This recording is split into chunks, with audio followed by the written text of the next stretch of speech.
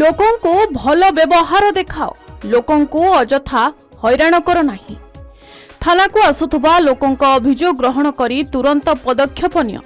निकटरे मुख्यमंत्री मोहन चरण माझी एभली किछि निर्देश पुलिस अधिकारी को देथिले, किंतु मुख्यमंत्री निर्देश को खातिर कलानी पुलिस। थाना को अभियोग करने को आसिले पुलिस भय देखाउछि। जगतसिंहपुर एपरि एक अभियोग आसिछि। सूचना अनुसार जगतसिंहपुर थाना रे अव्यवस्था को नहीं पुलिस बाबू ऊपर बर्षिले विधायक अमरेंद्र दास। अभियोग करने को आसुथिबा साधारण लोकों को असहयोग करने सहित मौलिक सुविधा मध्य जोगाउ नाहंती पुलिस।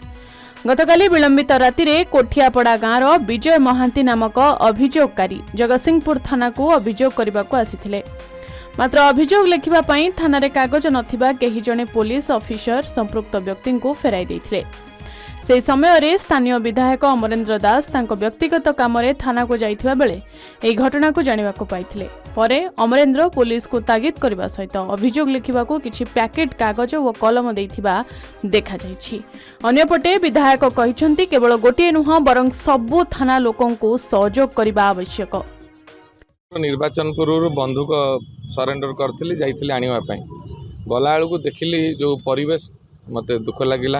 सठिक भाव में व्यवहार करा जाऊ नै। तांको मु सुनिली सेठी कहले कागज कलम दौना एफआईआर पई। मोर जेतिकी नॉलेज अच्छी प्रत्येक थाना को सरकार दौचंती गोटे जे आसीबो अभियोग करिया पई जो व्यक्ति विशेष आसीबे तांको चेयर टे देबे।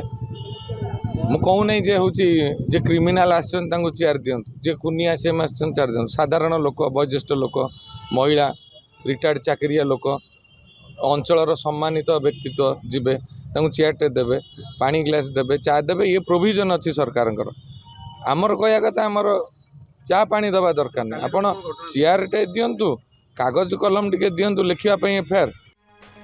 जगतसिंहपुर शुभंकर जेना रिपोर्ट, के न्यूज ओडिशा।